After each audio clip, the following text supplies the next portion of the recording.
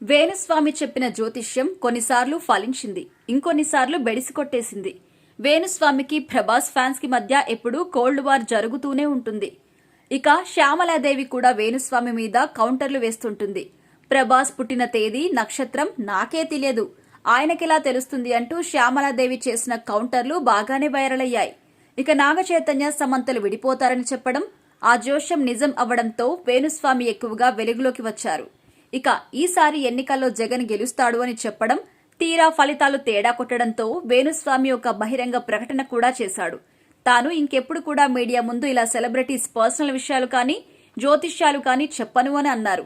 కానీ ఇప్పుడు మళ్లీ తన రొటీన్ రూట్లోకి వచ్చేశాడు. నాగచైతన్య, శోభితల ఎంగేజ్మెంట్ సందర్భంగా వేణుస్వామి తన ఇన్స్టాగ్రామ్ స్టోరీలో ఒక పోస్ట్ పెట్టాడు. శోభిత, నాగచైతన్యకు నేటి ఉదయం ఎంగేజ్మెంట్ జరిగిన సంగతి తెలిసిందే.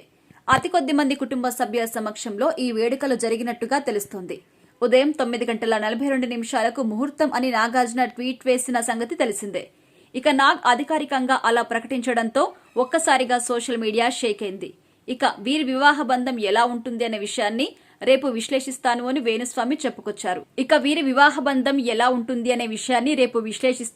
వేణుస్వామి చెప్పుకొచ్చాడు. అసలు పబ్లిక్ గా ఇలాంటి వాటి గురించి చెప్పను అని, మాట్లాడను అని, ఎవరైనా అడిగితే తప్ప చెప్పను అని, అది కూడా ఎంత చెప్పాలో, ఎక్కడ చెప్పాలో అక్కడే చెబుతాను అని అన్న వేణుస్వామి ఇప్పుడు ఇలా పోస్ట్ చేయడంతో అందరూ ట్రోలింగ్ చేస్తున్నారు. మరికొంతమంది ఆయన ఏం చెబుతాడా అని ఆసక్తిగా ఎదురు చూస్తున్నారు.